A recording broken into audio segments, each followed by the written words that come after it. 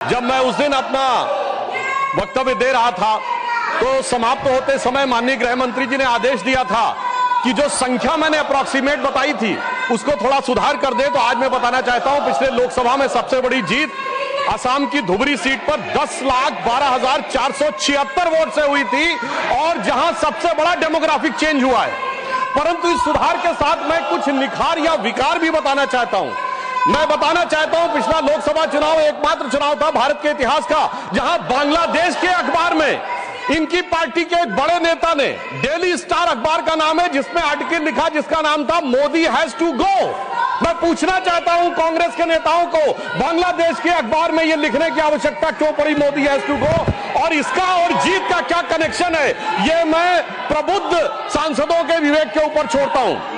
और मैं दूसरी बात कहना चाहता हूं, यह चिंता सिर्फ हमारी नहीं थी सभापति महोदय। मैं एक वाक्य कोट करना चाहता हूं और वाक्य है, the infiltration has become a disaster now.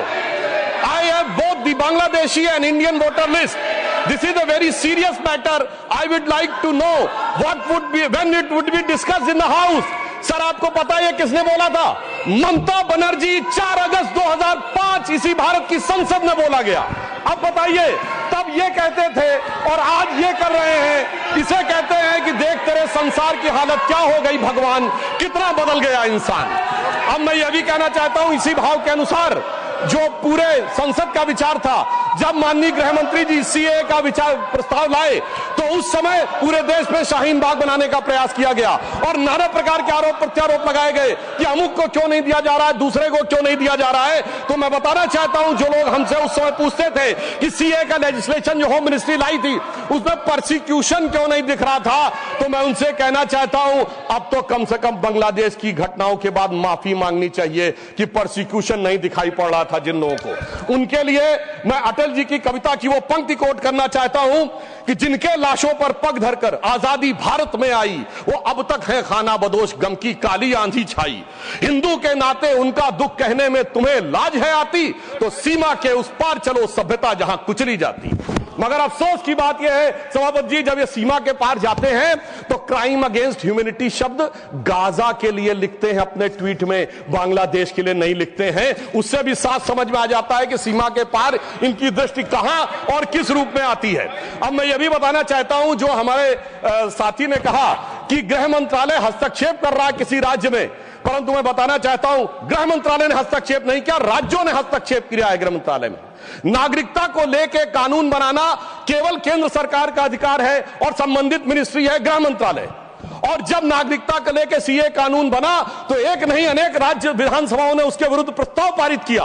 तो अपने फैक्ट को चेक कर लें, यह गृह मंत्रालय में राज्यों का हस्तक्षेप था, विपक्षी राज्यों का, और इसी के साथ साथ संविधान के लिए भी बहुत बड़े खतरे की बात थी, क्योंकि केंद्र से पारित कानून के विरुद्ध कोई राज्य सरकार नहीं बोल सकती। हां, रही बात इसको जो इनके दिल में दर्द है कि एजेंसीज के कारण बहुत से नेता जेल में जा रहे हैं, तो मैं याद दिलाना चाहता हूं सभापति महोदय, जो हमारी सरकार पर आरोप लगाते हैं, तो जब सोनिया जी और राहुल जी पे केस दर्ज हुआ था, अक्टूबर 2013 था, दिल्ली हाईकोर्ट के द्वारा, हमारी सरकार नहीं थी।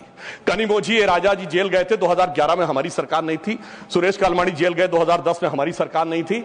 शिबू सोरेन जेल गए 2006 में, हमारी सरकार नहीं थी। मधु कौड़ा जेल गए 2008 में, हमारी सरकार नहीं थी। मुलायम सिंह मायावती जी पे केस हुए 2004 में, हमारी सरकार नहीं थी।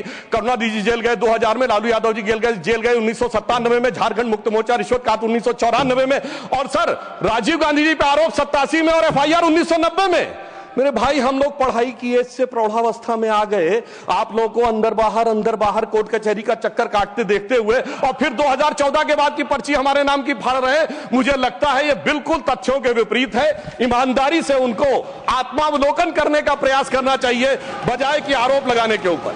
हाँ, एक बात मैं जरूर कहना चाहता हूं, गृह मंत्रालय ने एक बहुत बड़ा काम इस कार्यकाल में जानते क्या किया? इस देश को वास्तविक रूप में सेकुलर बना दिया, समग्र रूप से सेकुलर बना दिया। सर वो क्या था? 1976 में जब कॉन्स्टिट्यूशनल अमेंडमेंट करके सेकुलर वर्ड जोड़ा गया कॉन्स्टिट्यूशन में, तो कश्मीर की विधानसभा ने उसे एक्सेप्ट नहीं किया था।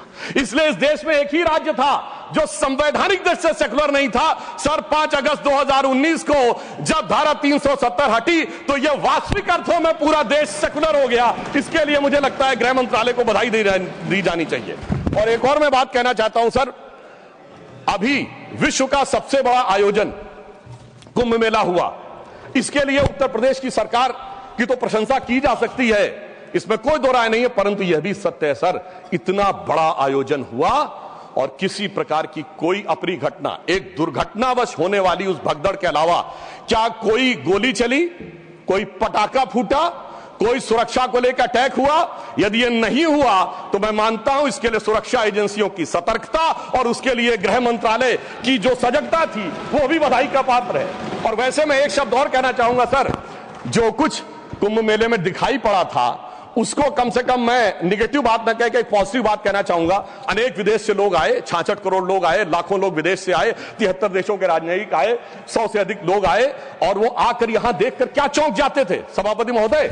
कोई कहता था दुनिया में सब कुछ पैसे के लिए होता है, मार्क्स, तो कोई कहता था सब फिजिकल प्लेजर के लिए होता है, फ्रायड, तो कोई कहता था नेम एंड फेम के लिए होता है। परंतु जब हमारे यहां नागा सन्यासियों को देखते थे तो पश्चिम के लोग आके जानते कि वो चौंक जाते थे। उसे एक पंक्ति में कहूं कि वो सुख खोजे भौतिकता में, मदिरा में, मांस की बोटी में, ये भस्म रमाए अपने तन पर, खुश हैं सिर्फ लंगोटी में। और सभापति महोदय, मार्क्स भी फेल, मैक्स वेबर भी फेल, फ्रायड भी फेल, कम से कम ये प्रेरणा देनी चाहिए भारतीय संस्कृति के बारे में। और परंतु मैं क्या कहूं, दुनिया की सबसे बड़ी कंपनी स्टीव जॉब्स के एप्पल के, मतलब सबसे एडवांस कंपनियों में से एक, उनकी पत्नी लॉरेन पावेल भी आई और नाम भी उन्होंने कमला देवी रखा, परंतु कुछ लोगों को उसके बाद भी उसमें स्नान करने में समस्या नजर आई। तो मैं ईमानदारी से और विनम्रता से कहना चाहता हूं, सभी धर्मों की भावना का सम्मान होना चाहिए। गंगा जल का सिर्फ सम्मान हमारे धर्म में नहीं है, काबा में भी एक आबे जमजम है और वहां के जल को भी वैसे ही पवित्र माना जाता है और माना जाता है कि उससे पाप कटते हैं। जब आप वेटिकन जाते हैं तो पोप भी आपके ऊपर जल छिड़कते हैं और कहते हैं this removes you from all the sin. मैं चुनौती से कहता हूं, इनमें से कोई किसी के बारे में बोल सकता है? सबका सम्मान करिए परंतु सनातन का अपमान मत करिए। मैं मानता हूं कि रेडिकेशन ऑफ सनातन धर्म आपका विचार है, परंतु उसे कम से कम अपने राजनीतिक वक्तव्यों में आप आने का प्रयास मत करिए।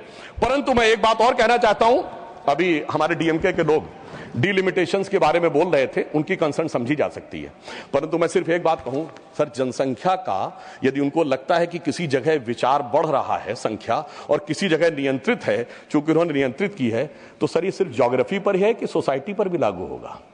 अगर किसी समूह ने, धार्मिक समूह या मजहबी समूह की जनसंख्या बढ़ी है और दूसरे ने नियंत्रित किया है, सर वहां पर तो नहीं चर्चा होनी चाहिए, सिर्फ ज्योग्राफी पे होनी चाहिए, सोसाइटी पे नहीं होनी चाहिए। और मैं ईमानदारी से कहना चाहता हूं, यदि विचार जनसंख्या नियंत्रण का कानून लाने का समर्थन करिए, तो मुझे लगता है इस विषय के ऊपर ईमानदारी से काम करने का प्रयास करना चाहिए। अब मैं एक और बात कहना चाह रहा हूं सर, टैक्स कहना चाह रहा हूं कि राज्यों का समन्वय भी केंद्र सरकार के गृह मंत्रालय के अंडर में आता है, परंतु राज्यों का समन्वय का विषय दोनों तरफ से होता है। राज्यों के ऊपर भी दायित्व है समन्वय का और केंद्र के ऊपर भी दायित्व है।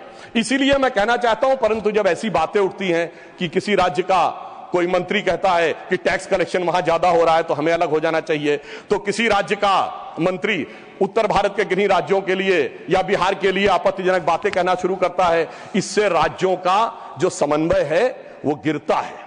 और मैं कहना चाहता हूं सर, समन्वय का सबसे दुखद उदाहरण था इसी संसद के एक सदस्य ने छत्तीसगढ़, राजस्थान और मध्य प्रदेश में हमारी जीत के बाद इस सदन के नहीं, दूसरे सदन के सदस्य ने यह शब्द बोला था कि भाजपा सिर्फ गोमूत्र वाले राज्यों में जीत सकती है।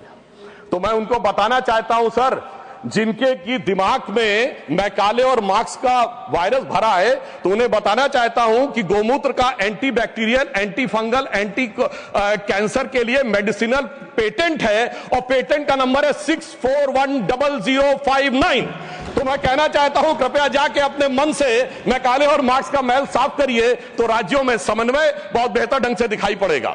और मैं अंत में सभापति महोदय, सिर्फ मैंने जहां से बात प्रारंभ किया था वहां पे बात को समाप्त करता हूं।